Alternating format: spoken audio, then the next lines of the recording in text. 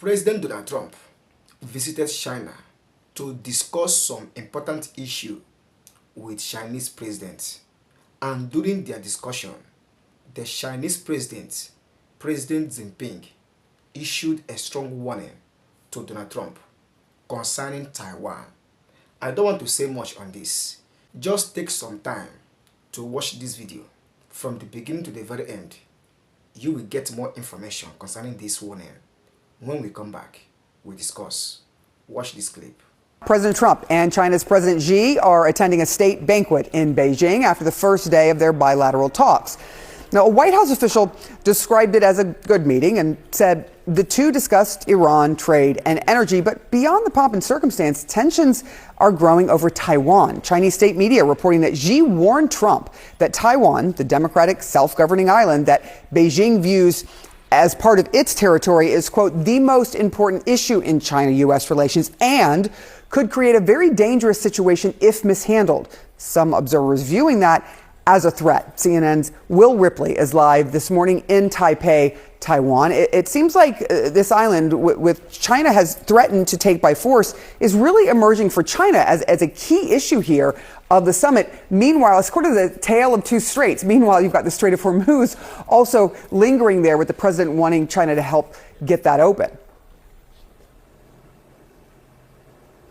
Yeah, it's interesting, Sarah, because the officials here in Taipei were sort of expecting this kind of language from Xi Jinping. It didn't come as a surprise that it was the first thing that Chinese state media reported, this comment basically saying that if the U.S.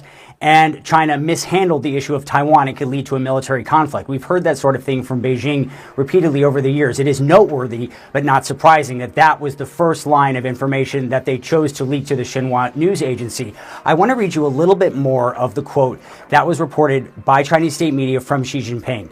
He said, quote, Taiwan independence and cross-strait peace are as irreconcilable as fire and water. Safeguarding peace and stability across the Taiwan Strait is the biggest common denominator between China and the U.S.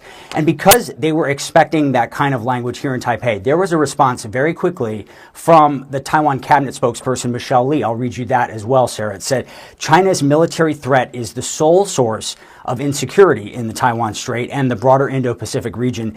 Continuous enhancement of defense and effective joint deterrence are the most critical factors to ensuring regional security.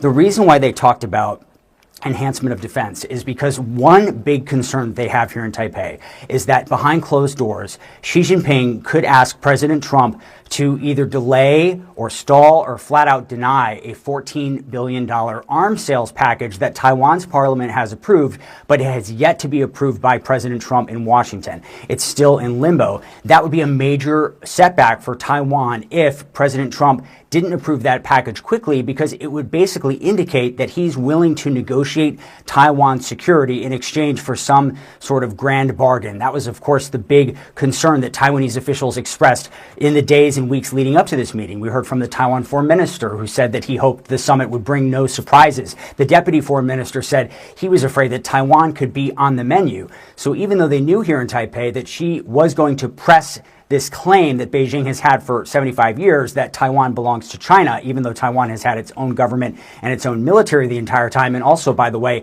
happens to have the production of nearly all of the world's most advanced chips that are crucial to the United States' deep investment in AI. Without Taiwan, the entire tech economy would essentially collapse if the supply chain were disrupted. So Taiwan knows that they have that leverage. They're hoping that President Trump keeps that in mind when he's in talks with Xi Jinping and doesn't send the message that Taiwan's security is up for negotiation. While President Trump praised President Xi, the Chinese president warned President Trump today that the U.S. and China could clash over Taiwan if the issue wasn't handled properly. Are both leaders further apart on the issues that Trump would like to acknowledge? Certainly on that one, Wolf, there's no question, at least historically on the U.S. posture. We have not heard President Trump say much about what he thinks of what could happen with China and Taiwan and the U.S.'s role going forward. And so it's interesting that President Xi, made this quite clear at the outset. The prospect of a clash of China taking over Taiwan or attempting to take over Taiwan, and then what does the U.S. do? And it has all kinds of implications in terms of semiconductors, in terms of chips manufacturing, and so forth. That we don't quite know what this looks like in a Trump 2.0. I will be interested to see if President Trump discusses much of what he actually thinks on that front publicly. As much as President Trump often seems unable to help himself from blurting certain things out, there are areas where he tends to keep his own views a little more closely held, and I suspect this is going to be one of them, but we'll see. With us now is Congressman Mark Alford, a Republican from Missouri. Congressman, always great to see you. Let me read you part of that statement from China again. Quote, "If it is not handled properly," and this is, he's talking about the Taiwan issue here. "If it is not handled properly, the two countries may clash or even come into conflict, pushing the entire China-U.S. relationship into a very dangerous situation." So some see that as a warning or a threat from President Xi. You care deeply about Taiwan. You have been there, traveling there in the last couple of years. What do you think the clear U.S. statement on Taiwan should be? Well, John, thanks for having me on. Look, we have had since 1979 the Taiwan Relations Act from Congress, a policy of strategic ambiguity. We're not saying they're an independent nation, but we're not saying they're part of China either. We don't have an embassy there. We have an American Institute of Taiwan. I've been there. It's a very beautiful facility. But Taiwan is important to us. It's important for their chip manufacturing, for drone capabilities.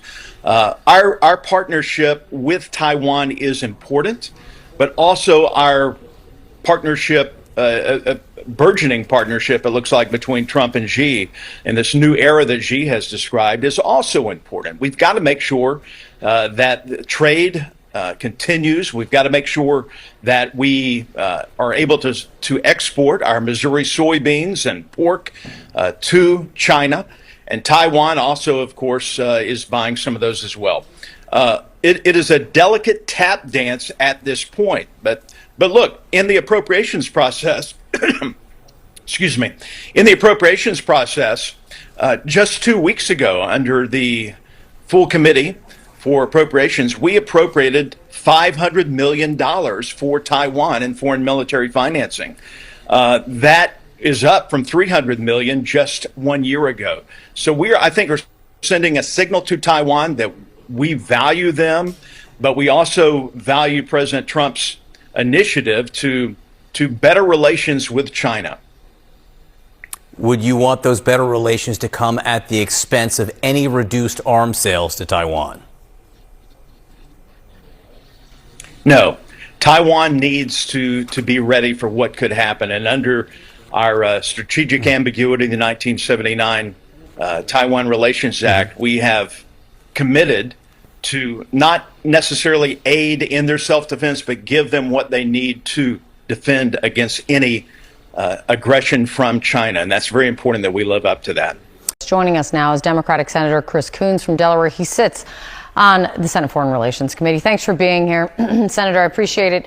Xi Jinping saying this about Taiwan, according to state media: the Taiwan issue is the most important issue in China-U.S. relations, and also saying if mishandled, the two nations will experience collision or even clashes, pushing the entire China-U.S. relationship into a highly dangerous situation.